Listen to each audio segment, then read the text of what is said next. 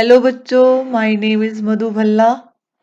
आज मैं नया वीडियो लेके आई हूँ आपके लिए। इसमें चैप्टर है 6 हीट ट्रांसफर। पहले तो मैं आपको ये थैंक यू बोलना चाहती हूँ क्योंकि आपने मेरी इलेक्ट्रिसिटी वीडियो को काफ़ी पसंद किया है और बहुत सारा प्यार दिया है। इसके लिए बहुत बहुत थैंक यू। आज मेरा टॉपिक रहेगा हीट ट्रांसफर के ऊपर। This is a introduction. This is a introduction क्योंकि ये चैप्टर एक ऐसा है, इसको समझ के करोगे तो आपको काफी कुछ समझ आएगा। आप नोट्स बना सकते हो। ठीक है, आप अपनी कॉपी और पेन साथ में रखो और साथ साथ नोट्स बनाओ। और जब ये समझ लोगे तो आप रीड करके देखना, आपको समझ आएगा टॉपिक। आज का जो है इंट्रोडक्शन है और उसके बाद इसके पार्ट 1, पार्ट 2 और पार्ट 3 इस तरह जो है आपको वीडियोस मिलते रहेंगे। ठीक है, पहले जो है सबसे पहले है कि जैसे टॉपिक है हीट ट्रांसफर। हीट ट्रांसफर का क्या मतलब है कि मान लो कि आपके पास दो सबस्टांस हैं, टू सबस्टांस। जैसे मान लो, सिंपल सा एग्जांपल देती हूँ। मान लो आपके पास एक गिलास में ये जो है ऐसे एक टम्बलर में हॉट वाटर है। ये हॉट वाटर है, हॉट वाटर है। और एक टम्बलर में आपके पास कोल्ड वाटर है। ठीक है जी, ये कोल्ड वाटर है, यहाँ पे कोल्ड वाटर है ये सारा। ठीक है, ये कोल्ड वाटर आ गया। ठीक है, मेरी ड्राइंग पे मत जाना क्योंकि ड्राइंग को लोगे, सोचोगे तो दिल पे लोगे, कोई फायदा नहीं है। आप कंसेप्ट समझो। ये जो है कोल्ड वाटर है, ये हॉट वाटर है। ठीक है, अब देखो, अगर मैं इस टम्बलर को, ये हॉट वाले टम्बलर को इसमें रख देती हूँ, यहाँ पे हम इसको रख देते हैं ऐसे। तो यहाँ पे जो है हायर टेम्परेचर है और यहाँ पे कोल्ड टेम्परेचर है, मतलब यहाँ पे लोअर टेम्परेचर है और यहाँ पे इस टम्बलर में हायर टेम्परेचर है। ठीक है जी, तो यहाँ पे हीट जो है ट्रांसफर होना शुरू हो जाएगी यहाँ से हायर टेम्परेचर से लोअर में। आपको क्लियर हो गया होगा। अभी मैं जस्ट छोटा सा इसका इंट्रोडक्शन दे रही हूँ। यहाँ से जो है हीट ट्रांसफर होएगी कोल्ड वाटर में। यहाँ की हीट जो है यहाँ पे आ जाएगी और ये दोनों का तब तक हीट ट्रांसफर होगी जब तक दोनों का टेम्परेचर जो है बराबर नहीं आ जाता, कांस्टेंट टेम्परेचर नहीं आ जाता।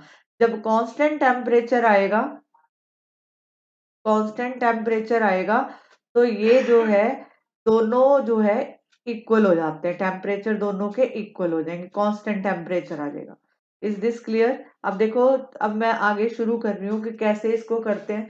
सबसे पहले क्या है इसमें, ये देखो, सबसे पहले तो लिखो कि मैटर, कि मैटर क्या होता है। ये मैंने पहले भी वीडियो एक डाला हुआ है, आप उसको भी देख सकते हो अगर जिनको नहीं पता।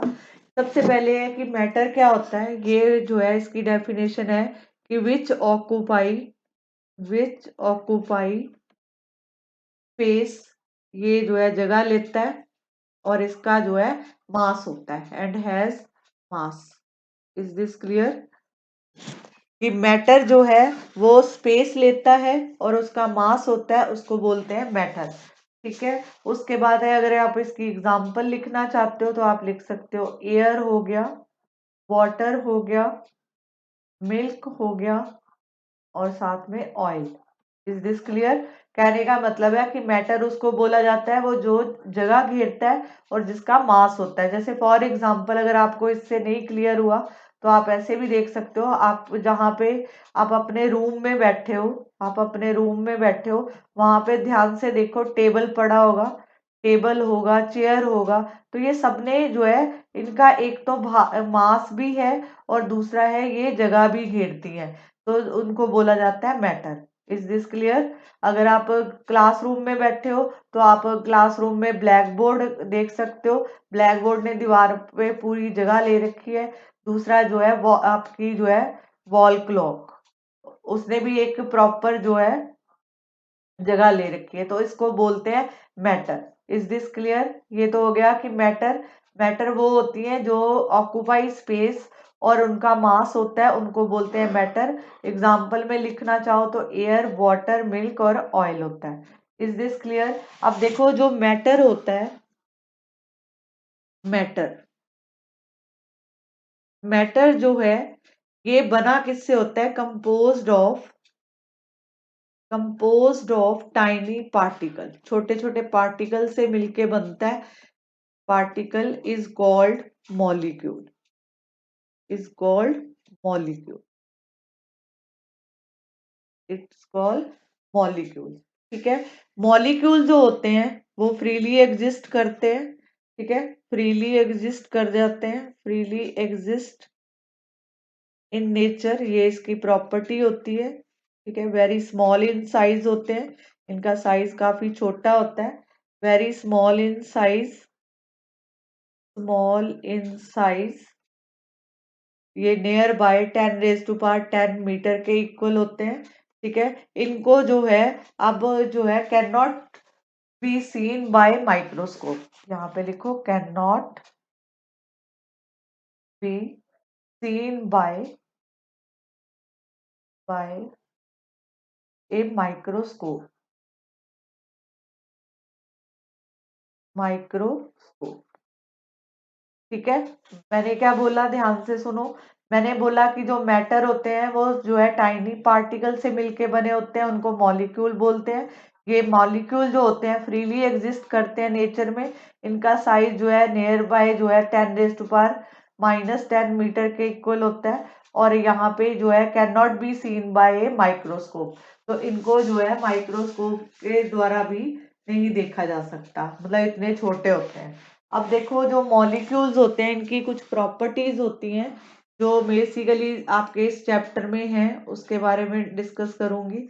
मॉलिक्यूल्स, सबसे पहले है कि जो मॉलिक्यूल्स हैं इनकी जो है दो प्रॉपर्टीज हैं। फर्स्ट प्रॉपर्टी जो है इसकी होती है मोशन, फर्स्ट प्रॉपर्टी है मोशन, और इसकी सेकंड प्रॉपर्टी है force of attraction, force of attraction. ये इसकी दो मेन प्रॉपर्टीज हैं, इसके भी आप पे आगे क्वेश्चन करेंगे। सबसे पहले है, एक तो आपको ये प्रॉपर्टीज हैं मॉलिक्यूल्स की, मोशन और फोर्स ऑफ अट्रैक्शन। अब जिस चीज में, जिस सब्सटेंस में मोशन होगी वहां पे काइनेटिक एनर्जी होती है। ठीक है, और जहां पे फोर्स ऑफ अट्रैक्शन होगा वहां पे उसकी पोटेंशियल एनर्जी होती है। अब देखो जो काइनेटिक एनर्जी होती है वो कैसी होती है, पहले आपको ये पता होना चाहिए। काइनेटिक एनर्जी होती है कि जब आप किसी भी सब्सटेंस का, कोई भी सब्सटेंस अगर आपके पास है, अगर आप उसका टेम्परेचर राइज करते हो, टेम्परेचर बढ़ाते हो, तो उसकी काइनेटिक एनर्जी भी इंक्रीज हो जाती है। ठीक है, अब जैसे पोटेंशियल एनर्जी है, potential energy due to position होती है, ड्यू टू पोजीशन। ठीक है, जैसे फॉर एग्जाम्पल, इसका मैं सिंपल सा एग्जाम्पल देती हूँ। पोटेंशियल एनर्जी का मतलब होता है कि जैसे कोई पार्टिकल है, मान लो ये सॉलिड पार्टिकल है। अब देखो ये अपनी जगह से हिल नहीं सकते, इनके बीच में कोई गैप नहीं होता, ये अपनी जगह पे हिल नहीं सकते, तो इसमें सबसे ज्यादा पोटेंशियल एनर्जी होगी। ये क्या है, सॉलिड की एग्जांपल दिया है मैंने। इसमें सबसे ज्यादा पोटेंशियल एनर्जी होगी और इनकी काइनेटिक एनर्जी कम होगी। क्यों होगी? ड्यू टू पोजीशन, क्योंकि ये अपनी जगह से मूव नहीं कर सकते। जब मोशन नहीं है तो काइनेटिक एनर्जी उनकी कम होती है, इनमें जो है ये अपनी ही जगह पे मूव करते हैं। ठीक है, अपनी ही जगह पे मूव करते हैं, ज्यादा मूव नहीं कर पाते। इसमें इनमें लीस्ट काइनेटिक एनर्जी होती है और इनमें जो है हायर पोटेंशियल एनर्जी होती है ड्यू टू पोजीशन। तो ये जो है क्योंकि बिल्कुल पास पास होते हैं, तो ड्यू टू जो है इनकी पोजीशन से इनकी पोटेंशियल एनर्जी जो है ज्यादा होती है। अब इसके बाद जो है आप लिखो state of matter, state of matter. State of matter देखो तीन होती है। हायर क्लासेस में जाके आपको इसके 5 के बारे में पढ़ने को मिलेगा, अभी आप जो है 3 के ऊपर फोकस करो। सबसे पहले है कि सॉलिड, लिक्विड और गैस। ठीक है, गैसेस। ये इनको फ्लूइड बोला जाता है। फ्लूइड क्यों बोला जाता है? जो चीजें फ्लो करती हैं उनको हम फ्लूइड बोलते हैं, क्योंकि लिक्विड भी फ्लो करता है और गैसेस भी फ्लो करती हैं। सॉलिड जो है फ्लो नहीं करती, ये अपनी ही जगह पे फिक्स रहती हैं। जैसे एग्जांपल बना रही हूँ, ध्यान से देखो। अगर ये जो है पहला एग्जांपल है सॉलिड, सॉलिड, लिक्विड और गैसेस। ठीक है जी। अब देखो, मैं आपको एक जो है इनकी शेप के द्वारा समझाती हूँ। ये देखो,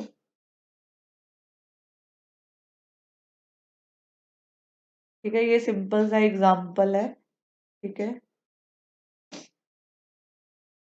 मैंने आपको पहले ही बोला है मेरी ड्राइंग पे मत जाना, सिर्फ कंसेप्ट समझो। ये देखो, अब लिक्विड है,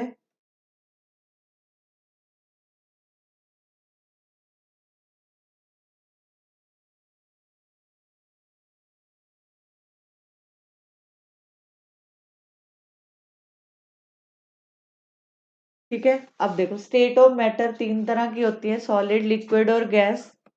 सॉलिड, लिक्विड और गैसेस।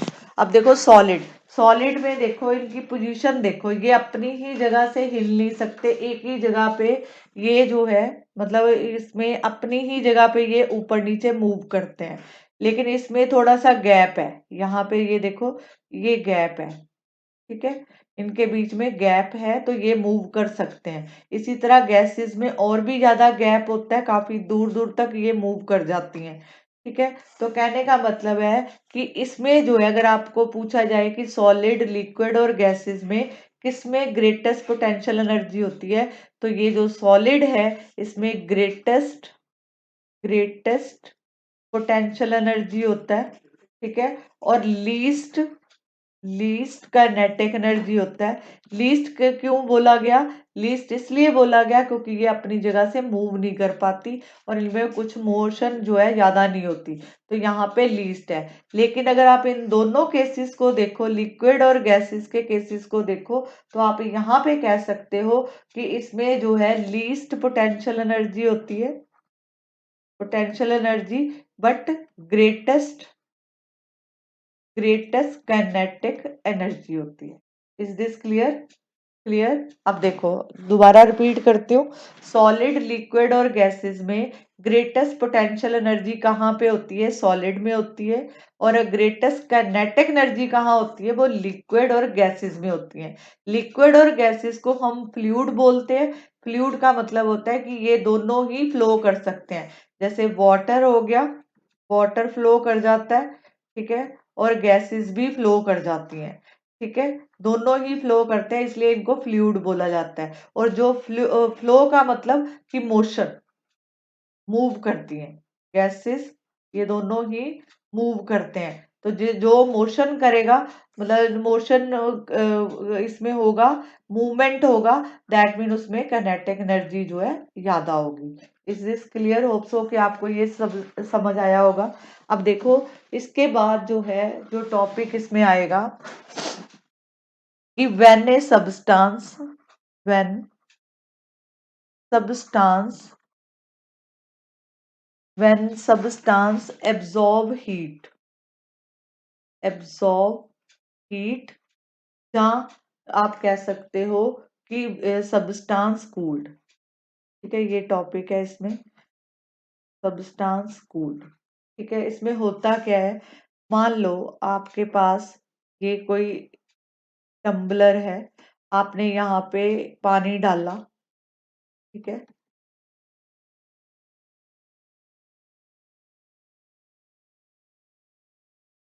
ठीक है, आपने यहाँ पे वाटर डाला, वाटर, और आपने इसको हीट दी। ओके, ये आप इसको हीट दे रहे हो। ठीक है, हीट जो है एक फॉर्म की एनर्जी है। Energy can neither be created nor be destroy, but it can transfer from one form to another. अब देखो, आपने यहाँ पे वाटर जो है एक सब्सटेंस है, आपने वाटर को हीट दिया। जब आपने वाटर को हीट दिया तो इसके जो मॉलिक्यूल कूल्ड बैठे थे, शांत बैठे थे, वो अग्रेसिव हो गए, उसमें काइनेटिक एनर्जी आ गई। मतलब इसमें काइनेटिक एनर्जी जो है, कहने का मतलब कि जब आपने इसका टेम्परेचर राइज किया, पानी का, वाटर का टेम्परेचर राइज हुआ तो उसकी काइनेटिक एनर्जी भी राइज होगी।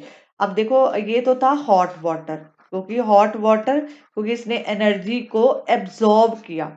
जब उसने एब्जॉर्ब किया, इसका टेम्परेचर बढ़ा, टेम्परेचर बढ़ने से उसकी काइनेटिक एनर्जी जो है इंक्रीज कर गई।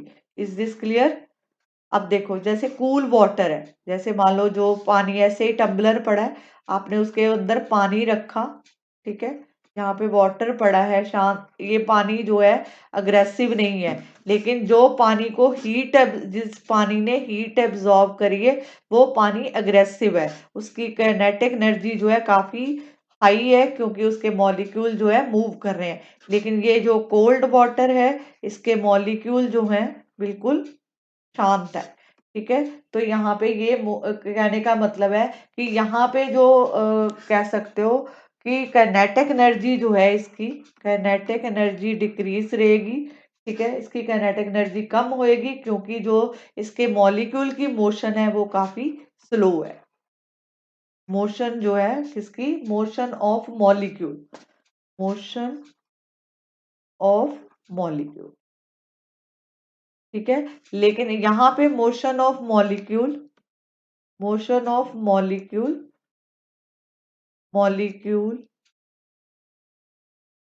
मॉलिक्यूल फास्ट है, बिकॉज ऑफ, क्योंकि आपने उसका टेम्परेचर इंक्रीज कर दिया। तो इसकी जो है टेम्परेचर इंक्रीज होने की वजह से इसकी जो काइनेटिक एनर्जी है वो ऑल्सो इंक्रीज करेगी।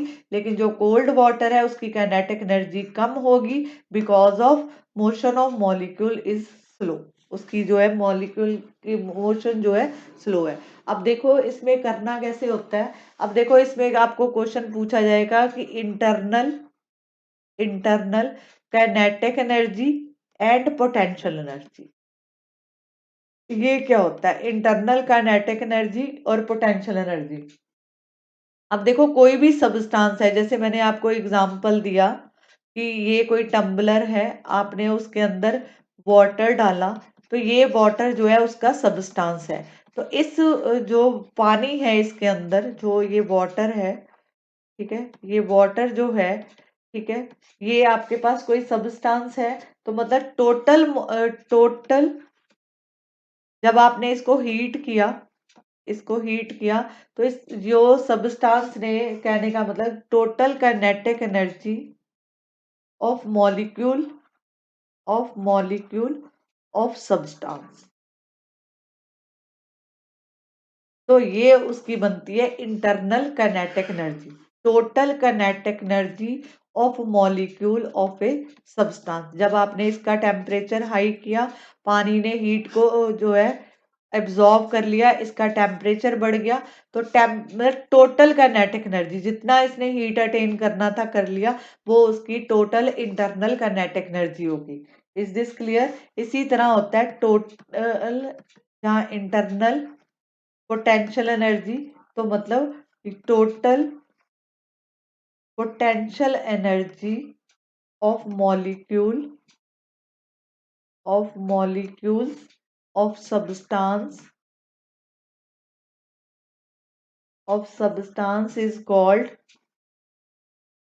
is called internal potential energy. Hope so कि आपको इतना क्लियर है। अब देखो इसमें अभी इंट्रोडक्शन ही चल रहा है, आपके इसमें यही चीजें पूछी गई है, इसमें ज्यादा और कुछ नहीं है। ठीक है, टोटल इंटरनल एनर्जी। अब इसमें एक और चीज है कि जब टोटल काइनेटिक एनर्जी और पोटेंशियल एनर्जी को टोटल, जहाँ इंटरनल किसी भी सब्सटेंस की इंटरनल काइनेटिक एनर्जी या इंटरनल पोटेंशियल एनर्जी, दोनों को हम ऐड कर देते हैं, तो वहां से हमें क्या मिलता है, total total internal energy.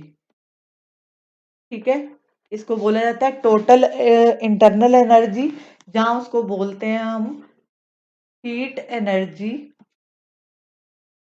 Heat energy of substance. Okay, जब आप किसी सब्सटेंस की इंटरनल काइनेटिक एनर्जी को इंटरनल पोटेंशियल एनर्जी में ऐड कर देते हो तो वहां से मिलता है टोटल इंटरनल एनर्जी, मतलब पूरे सब्सटेंस की हमें इंटरनल एनर्जी का पता चलता है। दैट मीन उसको बोलते हैं heat energy of a substance. ठीक है, अब देखो जो हीट है, हीट हीट क्या है कि internal energy of the substance है। Heat is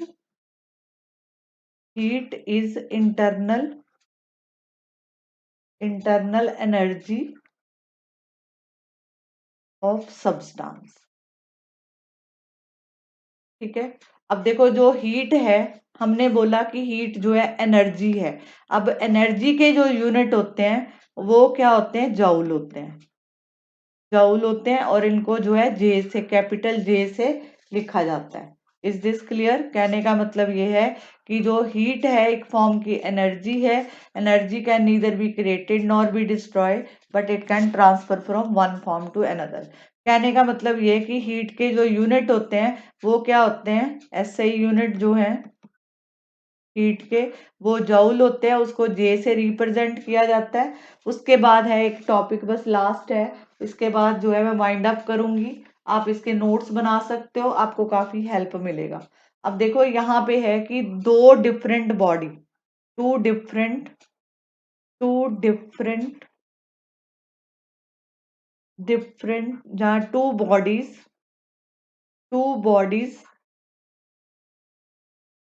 eight different temperature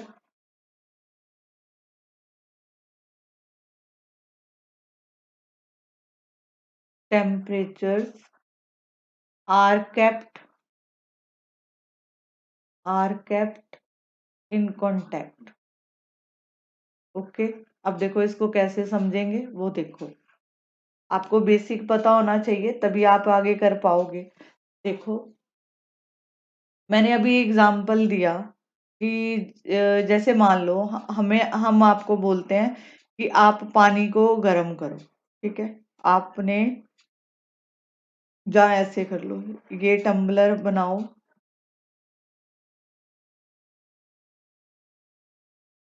अब देखो यहाँ पे मैंने पानी लिया, ठीक है, मैंने इसको जो है गर्म किया, ये हॉट वाटर है। ठीक है, ये हॉट वाटर है। ठीक है, आपने यहाँ पे इसको जो है, ये आपके पास बड़ा टम्बलर है। ठीक है, ठीक है, हमने इसको ऐसे बनाया। ठीक है, ये हो गया। अब यहाँ पे कोल्ड वाटर है, मैंने येलो कलर ले रही हूँ। ये देखो, इस टम्बलर को, ये जो है येलो कलर का जो मैं दिखा रही हूँ, ये जो है कोल्ड वाटर है। ठीक है, this is a cold water. और पिंक वाला जो है हॉट वाटर है। अब देखो यहाँ पे जो हॉट वाटर है इसका टेम्परेचर जो है ज्यादा होगा और जो कोल्ड वाटर है इसका टेम्परेचर लोअर होगा। ठीक है, अब जो हीट है, ये हॉट जो टम्बलर जो पिंक कलर का मैंने दिखाया है, इसमें जो है हीट एनर्जी है। ये जो हीट एनर्जी है वो ट्रांसफर होएगी इस येलो में। ये तब तक ट्रांसफर होती रहेगी जब तक जो है पिंक वाले का टेम्परेचर डाउन नहीं आ जाता, मतलब हीट जो है दोनों का टेम्परेचर कांस्टेंट नहीं बन जाता। तो कहने का मतलब ये है कि हीट जो है हायर टेम्परेचर से, हीट जो है ऑलवेज जो है, always higher temperature to higher temperature से लोअर टेम्परेचर में ट्रांसफर होती है। ठीक है, तो ये तब तक ट्रांसफर होती है जब तक इसका जो टेम्परेचर है कांस्टेंट नहीं आ जाता। Is this clear? अब है कि एवरेज काइनेटिक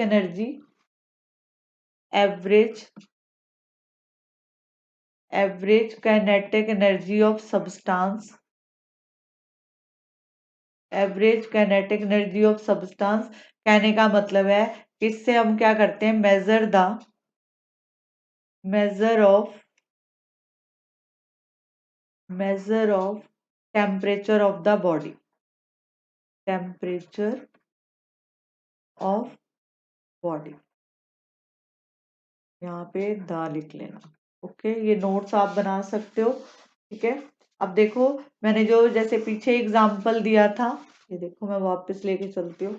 अब देखो यहाँ पे हॉट वाटर है, तो यहाँ पे जो हॉट वाटर है तो इसकी जो एवरेज काइनेटिक एनर्जी है वो भी इंक्रीज होगी हॉट वाटर की। मैं आपको अलग से ही लिख देती हूँ। ये देखो यहाँ पे हम कर रहे थे average kinetic energy of substance, मतलब कि measure of temperature of the body. तो कहने का मतलब है कि अगर मेरे पास कोई यहाँ पे हॉट वाटर है, एक तरफ कोल्ड वाटर है, कोल्ड वाटर है, एक तरफ हॉट वाटर है, एक तरफ कोल्ड वाटर है, तो कहने का मतलब है अगर इसका टेम्परेचर हाई है तो इसकी काइनेटिक एनर्जी जो है average kinetic energy, average kinetic energy वो भी इंक्रीज करेगी। अगर कोल्ड वाटर है तो इसका जो है टेम्परेचर डाउन है, ठीक है, इसका टेम्परेचर डाउन है तो इसकी एवरेज काइनेटिक एनर्जी भी डिक्रीज करेगी। ये कहने का मतलब है, दोबारा सुनो, average kinetic energy of substance किसको बोलते हैं कि measure of temperature of the body, body का टेम्परेचर मेजर करते हैं। जैसे मान लो हमारे पास दो बॉडीज हैं, हॉट वाटर और कोल्ड वाटर। हॉट वाटर है अगर हमारे पास, तो अगर इसका टेम्परेचर हायर जाएगा तो इसकी एवरेज काइनेटिक एनर्जी इंक्रीज करेगी। अगर कोल्ड वाटर है, अगर उसका कोल्ड वाटर का टेम्परेचर डाउन है तो उसकी एवरेज काइनेटिक एनर्जी जो है वो भी डिक्रीज करेगी। अगर मान लो आपको बोला जाता है कि किसी का टेम्परेचर जो है कांस्टेंट है, एट कांस्टेंट टेम्परेचर है, तो तब क्या होगा, एट कांस्टेंट टेम्परेचर, तो यहाँ पे लिखेंगे there will be no change, there will be no change in the average kinetic energy of its molecule।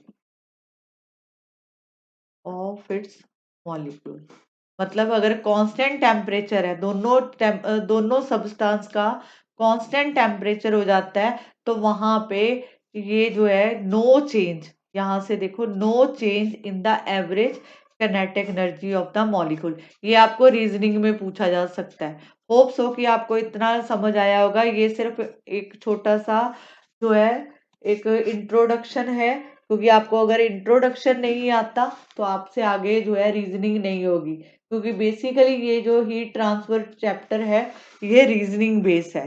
Reasoning आपको अच्छी तरह आनी चाहिए, आप नोट्स बनाओ।